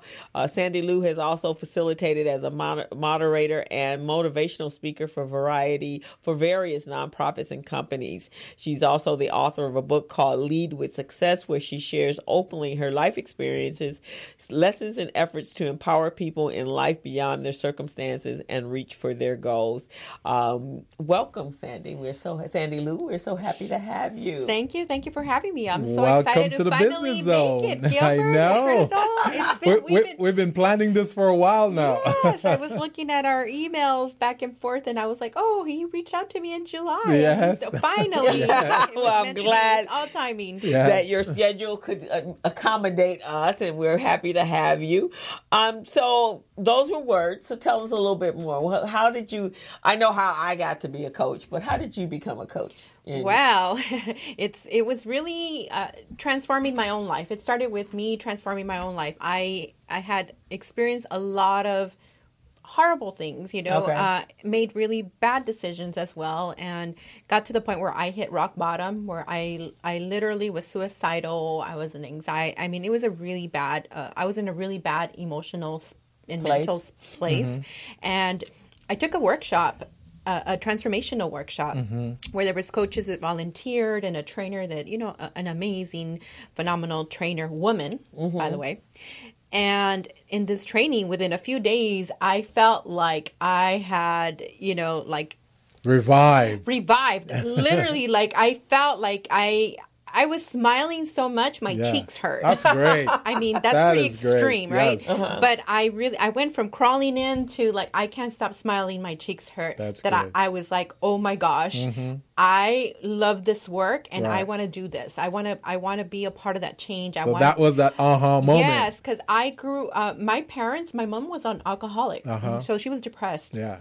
My father was a person who was very loving and loved life, but he carried a lot of pain. So he struggled with depression, and my mom died depressed. My father did too. So so when I hit 36 years old, and here I am, rock bottom, and I'm like the path, following the cycle. And now I take a training that makes me look at things in an entirely different way that really transform my interpretations, my thoughts, my actions, my feelings, my you name it. Yeah. And then I see a bunch of people's lives transform right before my eyes. Right. Within days, I'm like, I want to be a part of it. Great. So I got really involved in the trainings. I took every training I could within this company.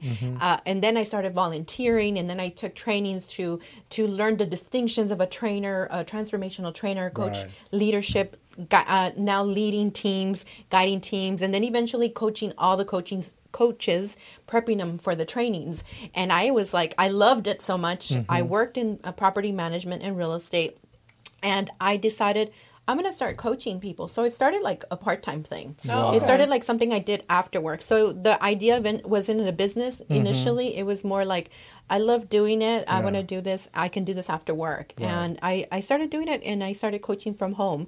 And that's kind of how I started. It started with my own transformation and knowing that we don't have to suffer. We don't have to live in misery. That we could, if we make different choices, what those choices can do for our life, and how we have that power to choose every single moment. So if you watch all my social media and everything I do, I'm always talking about the power of choice. That's why I call my company Life's Choice Coaching. Okay.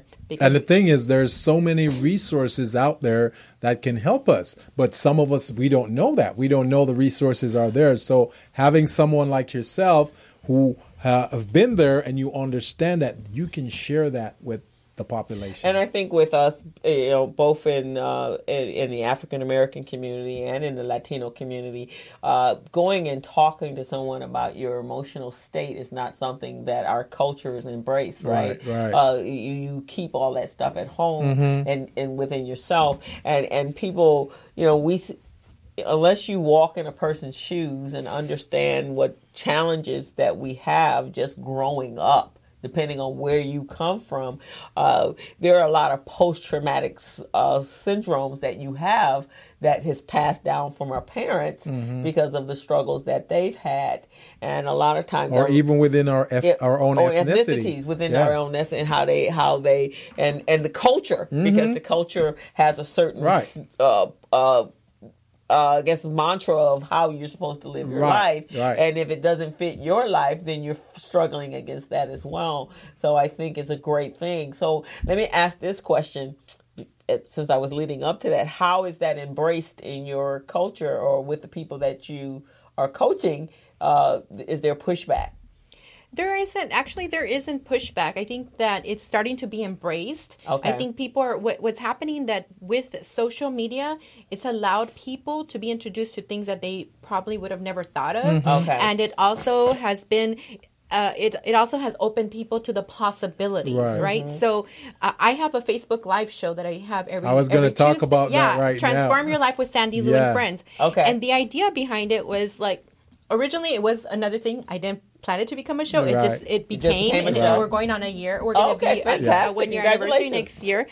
But it was to bring content that was going to transform people's lives, because we can transform our life by one sentence, one action, one experience, even one word, right? So bringing content to people's households all over the world, where they have an opportunity to view things in a different way, in a different perspective, and also the opportunity to hear the stories of my guests and see how they relate, and they're not alone in their journey, and that anything and everything is possible, and giving them that that something they could relate to that makes them feel like, wait a minute, if they can do it and they're doing it and they did it, I can do it too. Right. You know, and so in there we share a lot of personal stuff, and as for what I do, I share a lot of personal stuff.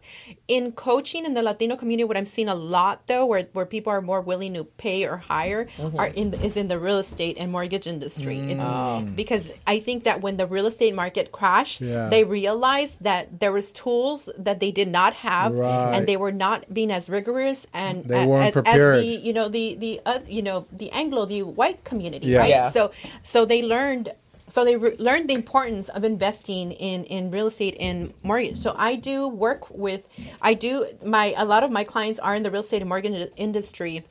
Now, I would love to have a lot more because there's a gap. I'm a transformational business and life coach, and a lot of companies are investing on their agents, right? But they're investing on how to farm. They're investing how to use social media. They're investing on all the things that are definitely useful. But what's missing is the real mindset, not just the story, like, oh, you got to just be motivated and believe in yourself. More than that. There's more behind that. So, the advantage when you work with me is that, one, I have the background. And the other is that I'm going to see what's behind what's really holding you back. So now when we could work through that, now you can utilize the tools that are going to support you moving forward. So sometimes you're giving the tools, but you don't know how, like the drive that's going to take you to believe that you can actually use them and they're going to work for you. That's good. Exactly. In fact, I mean, it's interesting you said that about the real estate, because when the crash happened, and my sister is in the real estate business and mortgage business, and I have a lot of friends. In fact, I lost about 65% of my business because most of my clients were mortgage brokers and real estate agents, and then it kind of had a trickle down effect for some of my other business relationships. But one of the things that I've encountered with a lot of them were that they took that personal. It was like the crash took place and it was my fault. No, it wasn't your fault. That was a manufactured with the interest rates and the whole bit. And a lot of them never could get back into the industry because they took it. It was a direct affront as to who they were. And I guess maybe because, they were making good money, because at that time they were rolling. I mean, and then all of a sudden they just crashed, nothing. And you really couldn't get back into the business. I mean, it took about 3 or 4 years to actually be able to get to a position where you could start making some money. And now the real estate industry is different because there's so many people and very small farms of property to sell. And so now there's a lot of backbiting, all kinds of stuff going on in that industry. But did you see that when it was time for them to turn themselves around and get back on their feet? The thing is that when the crash happened, I wasn't coaching yet. So I was in it. But the only difference was that when I was married at the time, so I had a steady income, right? So that helped. But the other thing is that that's when I had got into property management, and I was managing and supervising properties, and I was focusing more on that at that time. So I definitely felt the crash because I had properties as well, and it was not cool. It was not cool. But when you don't know what you don't know, you do the best you can with what you have, right? But now I bring this back to social media. I mean, look at the opportunity that we have here to reach a lot of people that they can apply these things in their life. This is amazing. In so many ways, right? And so it's up to us to make the choice to use the resources available to us. Sometimes people cannot afford a coach, right? Or to have that direct one-on-one coach. But there are programs out there. In fact, I'm working on a program right now. It's a 6-week video coaching program. So this gives people the opportunity. It's going to be definitely not my one-on-one price, right? But it gives them the opportunity to have some tools that will transform their life and simple things. You would be surprised of how simple things that we choose differently, I mean, can completely alter the course of our life. So I simplify what I do. But we have this opportunity through social media to watch videos. Before I got here, I was getting ready, and I was watching a Guerrae interview. I was not watching, but I was saying I'm listening to all these interviews of business people, right? Entrepreneurs, people that are out there motivating, inspiring people. I'm feeding my brain positive things. They're going to give me ideas. I mean, for me, even a movie is not just a movie. I think of their mindset. I think of their culture. I think of where they're coming from. What would have them do what they do, and blah blah blah. So as a coach that coaches people in business, I can take it so much further, because sometimes we have all the tools, but we don't have that thing inside. You know, we're not dealing with what's inside the story we made up about how someone kept telling us we were dumb and that we weren't capable, and you know how can we get past that? How can we create a new story? How can we transform that experience and create an entirely new story? And which is important, so it sounds like, because as a coach, I kind of didn't fall into coaching, but I was teaching. I'm an educator and trainer, and so. But what I found is that when I'm training, or even when I'm training my clients in bookkeeping, I'm also training them in life stuff as well. And when I'm doing the class at Mount SAC, a lot of these young people, young adults, and they have children at home. Majority of them are Hispanic, Latino and Latinos, and their self-esteem is very low, and so to get them to receive what I'm delivering, I have to know. You know, we start having conversations about their personal lives in that 12 weeks that we're together. So by the time they've evolved, we've talked about financial planning, we've talked about financial literacy, because if you're going to change your job and create a career and increase the income in your household, now we need to know how to manage money, right? We need to how to understand it. So not just from working, so when you get paid, how do you keep building on this newfound opportunity that you have? And that's more rewarding, I think, than just teaching the class itself. Because when they walk away, they're like, wow, there was a young lady that gave a speech. You hadn't got there yet. But Gloria, when I first met her, she was kind of reserved and second guessing herself, and she did such a phenomenal job as one of our speakers. She's like, I'm no longer just a mommy. I can leave my kids for more than 10 minutes and go to the store. I can be gone for hours and they are fine. And now I'm ready to go on with my life and to find my job. And she did such a good job. I even suggested to her that you really should look at Toastmasters, because you could create a career out of speaking. That's how good she was. Now, Sandy Lou participated in our Business Management Academy for the National Latina Business Women Association also. How was that for you, and do you see yourself participating in something else like that? Well, actually, I'm kind of bummed that I'm going to miss the series this time, because my show comes on at the same time. I was talking to my friend, because I'm on the board. I'm actually in the National Latina board. I'm in an LBWA board, right? But I was like, why did you guys do Tuesday? And like, that's the day of my show, because I was really looking forward to it. It's super. It opened my eyes to a whole other possibility, and I think that's the advantage is of NLBWA's programs that it really opens you up to other possibilities that you didn't know. Right. Like I said, you don't know what you don't know, That's but when true. you put yourself in a position to be exposed to things and amazing people like you guys, what you guys are doing is amazing. Thank you. It's transformation. It looks different than what I'm doing, but it's really changing people's lives. It is because many business owners out there, they're listening, they're tuning in, and they're hearing you, they're hearing us, and they're going, wow, I thought about that, but I didn't know what to do. So now they're getting some solutions out of this.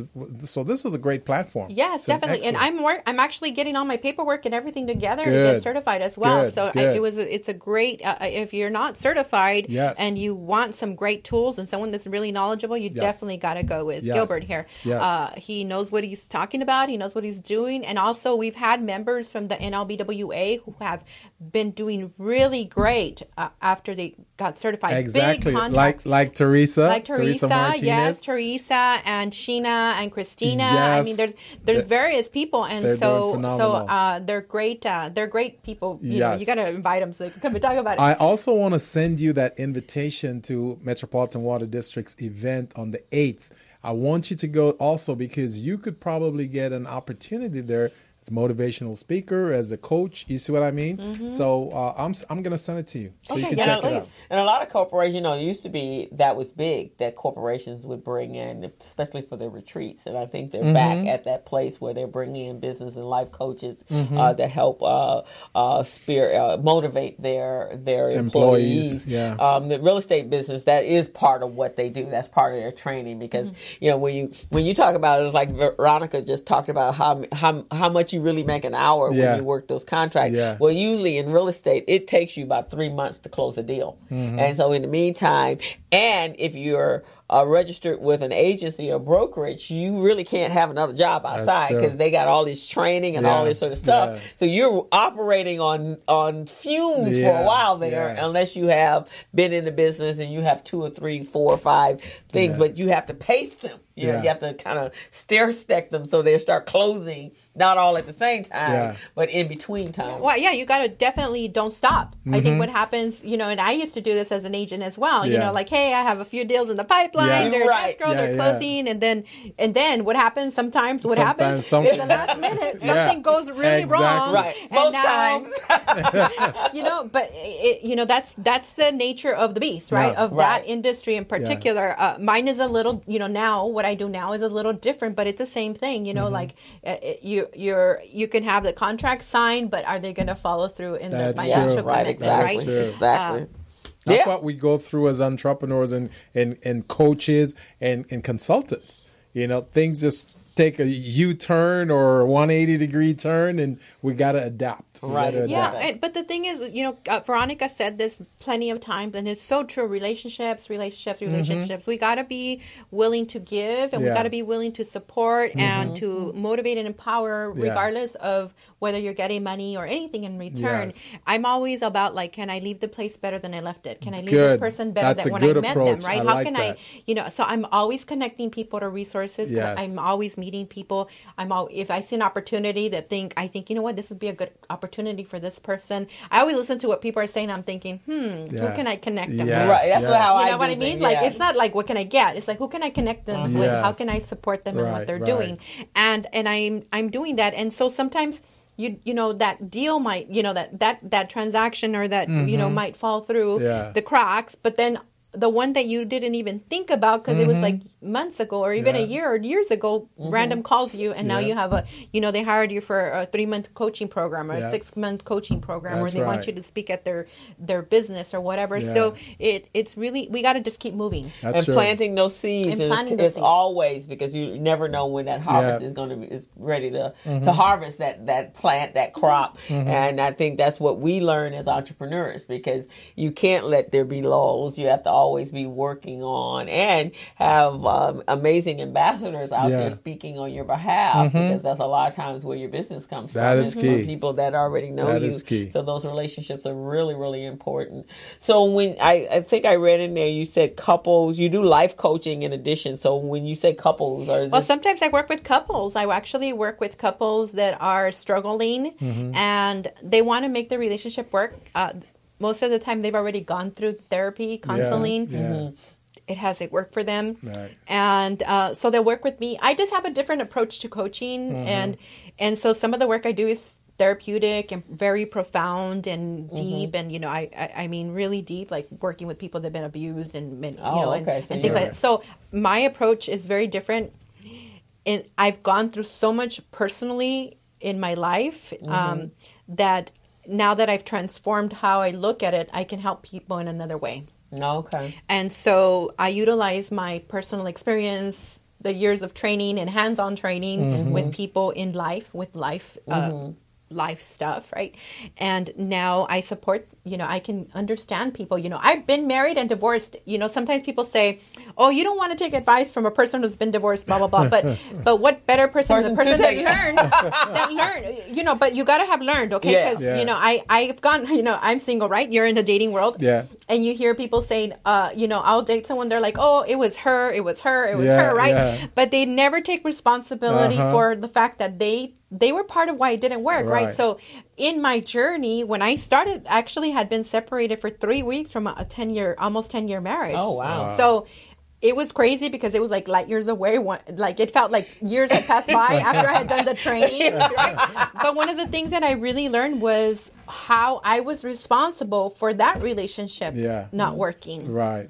Well, you always have to go back and do a reflection on. And first of all, there was years ago, one of my first business was a dating service, and so we had a scenario that I said that a relationship is like a dance, right? It takes two people to dance a waltz, or, you know, a couple's dance, and it's a give and take, right?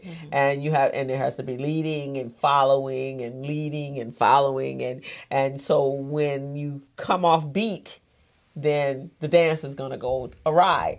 And so one of the things that we were always talking about is not just one, because if I misstep, then it's going to throw you off as well. And then you misstep, you're going to throw me off. Be out of sync. And you'll be out of sync. Yeah. And so that's the yin and yang of a relationship, right? So it's not any one person responsible for anything. It's two parties in a relationship. And so that was what we did, was the coaching part of getting you ready to be mentally in a relationship. Yeah, people are out there in the dating world. You're thinking, oh my gosh, like you do not belong in the dating world. Right, exactly. Yeah. And then they don't realize they're the common denominator, why they keep attracting the same thing, or why the same things keep happening. And hey, been there, done that as well, you know, guilty. But either we learn or we're victims. Or you're victim. Yeah, exactly. Right? So either I'm going to learn about any experience, not necessarily dating, but anything.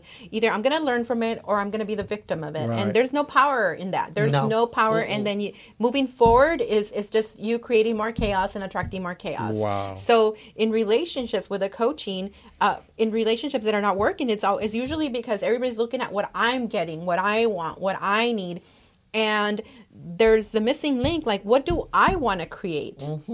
You know, what do I want to create in this relationship? What is it that will make both of us happy, you know? And how am I responsible for why it's not working? Yeah, because you got to be relationship ready, right? Exactly, because these people are in relationships or they're already married, right? And now, like, you know, I acknowledge them because they, you know, it's not comfortable. You know, I really feel honored that people trust me with their very personal life. I mean, we talk about everything, including like sex, you know, like there's no, I don't leave things off, you know, like it wouldn't serve me to try to be very proper and nice in the process, because being nice for me means being honest, being an interruption, you know, and also motivating and empowering you. But I see, you know, working with couples, I mean, I love working with couples, especially because once they get rid of all the dumb, it's most of the time it's dumb stuff. It's ego. It's the ego. Right. I want to be right and I want to win, you know, and that's it. And then, you know, they thrive. You know, after that, they get their stuff out of the way, the dumb stuff out of the way, and they thrive as a couple. And if they're doing business together, they're taking their business on in a whole entire level, because the energy is not on what they don't want anymore. Now it's like on being happy of what they have and working towards what more they want. That's fantastic. You know, and that's in business and everything. Like we just got to be very clear. And sometimes you need that third party to bounce stuff off of, right? Because like you said, you got your dumb stuff and you stay stuck in that dumb stuff, and somebody else comes along like, does that really make sense? And you have to stop in your tracks, right? And go like, Well, maybe it doesn't make sense. What would make more sense? What would be better? How should I be redirecting this? But sometimes you need that third party, impartial person to help you open up your eyes to see the broader picture. Yeah, we need someone that's objective, that could see outside. You know, like when I work with business clients, I mean, I ran multi-million-dollar properties, which where I'm doing all the payroll, accounting, HR, training, hiring, firing. So with all that background and what I know, what I learn as a coach as well. I mean, there's so much that people, like sometimes, because I'm fairly new, like I actually went full time like 2 years ago. Oh, okay. I just had my 2-year anniversary last year where I went like, I quit my job and I was like, I'm done. And I didn't realize this was what I was just going to take it full on. But just one day I was like, you know what? I'm just going to do it. Right. But sometimes people think, oh, well, you don't have the money. How are you going to tell me how to make it? Like you don't have this, or how you going to, and we minimize the value that people could bring into our life because we think it's supposed to look a certain way. And I've worked with people that are millionaires that don't, that are not knowledgeable about certain things, or that I can say, hey, what about if you looked at it this way? Or what if you did it this way? Or, and we got to be open to what people have to offer. And I think people have to recognize money doesn't make you smarter. Oh, no, it sure doesn't. It's the hard knocks. It's like you said, you went through the school of hard knocks that makes you smarter because you're learning, hopefully you're learning from the experiences you've acquired, and you've gotten valuable lessons from that as how not to. And then you have to make your choices, right? But if you gave me millions and millions of dollars, I don't have to really make any choices because really I got the money to do. And you can kind of see that in today's world. You have people that are running our country who actually were born with silver spoons, never worked a day in their lives, hard work, never had any challenges whatsoever. And then they're making decisions that are implicating people who have life's challenges. That could be totally detrimental to to society in such a big way. Yeah. Right, because they've never experienced any of that. You have to say, it's like, have they never ever gone into? I mean, they don't even know the price of milk, right? and so, how can you tell me what I need if you don't even know the price of milk or bread? And those are real life issues. How am I going to feed my child if I can't afford the milk, or if I can't afford the bread or food where they've never been without? Yeah. I mean, if you've never lived in a space of lack, and what you've had to do to survive in a place of lack, then it's very hard for you to tell me how to live like that. Right? It's true. And the thing is that we all have something to learn from each other. The wealthy, how do you get wealthy? Right. Like they're always looking to how to get wealthier. So can we learn something from them? Can they learn something from us by saying, hey, you know what? How you started from scratch. Right. I grew up poor. I grew up in Boyle Heights. So we had a trailer that we slept in, 6 of us, like the kind that you pull. Right. And then to use the restroom or shower, we had to go to the back of a house. So we literally had to go outside to go and shower out of the house. So you tell me about being poor. I can tell you about being poor. Right, exactly. See, and they don't have that same. I used to tell my mom, it's like, Mom, you take $1 and you squeeze it so hard and manage to make it spread to take care of your 4 children, your 3 children. How do you do that? Or my girlfriend, who's her parents, they were married for about 50 years, and I used to say to her mom, and they had some choices because mom, when they moved from Cuba, Dad had to stay there because of the military requirements, and he stayed there because of his son, and brought the mom and the 3 kids here, and they had to survive, and their marriage had to survive in that time, and that's very stressful. So everybody's life is going through different changes and metamorphosing into different things, and you learn survival skills out of that. You do either that or you drown, right? Oh, you drown. It's really a matter of choice. Yeah, like, it's a matter of choice. Some people choose to live in the street. Some choose not to. Right. Some people could say they're homeless because they live with their family member, and some people could say I live with my family member. Yeah. Right, Which exactly. one is going to feel better? Right, exactly. Right? We get to choose how we want to do things, how we want to interpret. Interpretation is powerful. So we are as powerful as our interpretations. Exactly, and perceptions, right? Yeah, I had one of my mentors. I remember her in a training saying that one time, and it just stuck with me because I realized how powerful that statement was. We are as powerful as our interpretations. Exactly. Because we can look at one thing, I like to listen to what people say. There'll be something happening over there, and I'll listen to what everybody's saying around me, and I'll look, and it tells me a lot about how they look at the world, how they function, and what it's like to be in relationship with them, and what's getting in the way of what's bigger for them. Now, you were just saying you were in the dating world. We got a few more minutes, and I can kind of relate because you have certain skills that you know how to listen to a person, right? So when you go out on a date for the first time, and I tend to just let them talk, and you learn so much without even having to ask a question, and it's kind of detrimental because a lot of relationships go to the wayside, right? Yeah, it doesn't go past date one. Right, exactly. Because you heard everything you needed to hear, all of the red flags, all the trigger points. Like, nah, I'll pass on that one. Yeah, definitely. And I think it comes down to everything. Really, we got to know what do we want? What's important to us? What's our purpose? So that whether it's dating or your business, like knowing those things are so important. That way, there's going to be sometimes that give and take, right? There's sometimes you're going to sacrifice. You want to call it sacrifice. Right. I don't like that word too much. I think it has negative energy. Yeah. But in the real world vocabulary, sacrifice a little bit to get more. Are we willing to be comfortable being uncomfortable? And I think it's like a compromise. Entrepreneurship is no joke. No, it's not. Like either it's sink or swim. You're either in or you're not. Yeah, exactly. It's not for the weak. It is not. But this is what I'm going to say. It's so important to do what you love. Yes. That you do what you love, because when entrepreneurship, business, it's a tough world out there, but you can look at it like tough all the time, or you can look at like I love it, like I'm learning along the way, like I'm struggling, I'm gonna jump tough, in, but I love it, because at least if I'm gonna be struggling, or if I'm gonna be working 1,000,000 hours, it's for what I love. Right, and every day that I take action, every day that I don't give up, I'm one day closer to my goal. And really focusing on what we love, because I think a lot of people go into business thinking, like the choice. Do I go to college? It's going to be a walk in the park. Do I go to college or do I not go to college? Either way, you got to educate yourself. So even if you decide not to go to college, you got to educate yourself in what you're doing. You have to. There's so many different things that you got to learn. And you have to excel in what you do, so that's how you make money. Yeah, and now you're on your own.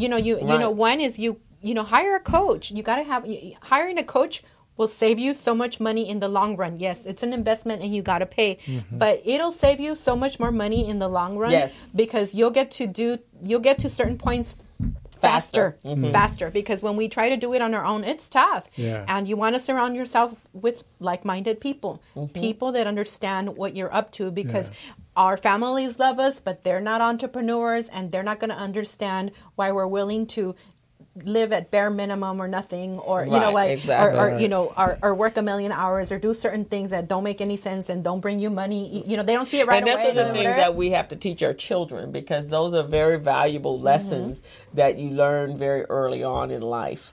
That can really shape or redirect your life and prevent you from making some really detrimental mistakes, right? You're going to make some mistakes, but there's no need of repeating the same mistakes that somebody else has made. Yeah, and the tough part sometimes with your own family is like they don't listen, because they're like, oh, well, you're not there. I'm like, I'm telling you, because if I would have known that then, I wouldn't be where I'm at now. And now I know where I'm at, and now I know where I'm going to go. But it's choice, right? Either we're going to make our life more complicated or difficult, or we're going to take advantage of those who have learned the hard way and have experienced things and are out there making it happen. Exactly. Wow, that was a quick. I know. Wow. I just love it when it's a good flow and just information that's being disseminated, and that's really what the Business Zone is about. Is I found in our community that we don't have what we should have because of the lack of information or the lack of knowledge, that we can make better decisions for our lives, for our businesses, for our families. And I would imagine that's just people in general, right? So the more information you have, the better better decisions you make in life, and just being informed and helping you think, because that's one of the jobs, I think, as a coach is, planting a seed so then that that person can build on that and really have planted a seed to go, maybe she's right. Or maybe I should think that it wasn't just his fault. It was maybe both of our faults. And how can I be better in my next relationship based upon the experiences that I had in this relationship? And I think that in business as well, especially for those who have had businesses and they failed, was it really a failure or was it a learning experience that now you can build on for your next experience, for your next business? Yeah, definitely. I think one of the things I don't use the word failure. Because there's so much negative energy. But now if I could look at, okay, let me see, that didn't work. Yeah. Like was it Thomas Edison? I learned 1,000 ways of how not to, how not to be, do a light bulb. Well, it's just the same mentality. If we choose to not look at it as like a failure, we just learned how not to do it. Yeah. And in between all that, you also learn some things. They're going to teach you how to do it. One of the things I want to definitely make sure I say, because this is in relationship or in business, your foundation has to be solid. Your foundation meaning you, the person. Right. Knowing who you are, what you want, and what's important to you is key to success in relationships and key to success in business. You got to be so grounded in who you are that when the storms hit and life happens, you're still back. You know who you are. And that's why it's so important to get the support, get the support. We can't do it on our, if I didn't go invest in transformational trainings myself, I don't know where I would have been, or I would have literally hung myself because that's where I was. But I didn't want to live that way. I made a choice. And that investment was an interesting story itself, getting the money and all that at that time was an very crazy story as well. But I invested in myself because, and so a lot of things have happened in my life. My dad passed away the year after I started the trainings. Boy. And sorry to hear it was that. And his birthday is this Sunday, and I remember. Just saying. I'm going to have to get a reminder. I'm going to go celebrate his birthday this evening. But anyway, my foundation is so solid, and my relationship with my dad was amazing all my life. So I was very fortunate. That's good. But my foundation is so solid that even though entrepreneurship has been a crazy roller coaster, I've loved every single bit of it. And it hasn't had me question my own self. My own self-worth, my own self-love, my vision, my purpose. It just keeps expanding, if anything. That's fantastic. It just leads me to bigger and better things. And so my goal is to transform people while I'm sleeping. So that's why I'm creating that program. I'm really looking forward to it. Well, we're certainly going to have to invite you back so you can come back and spend an hour or more with us.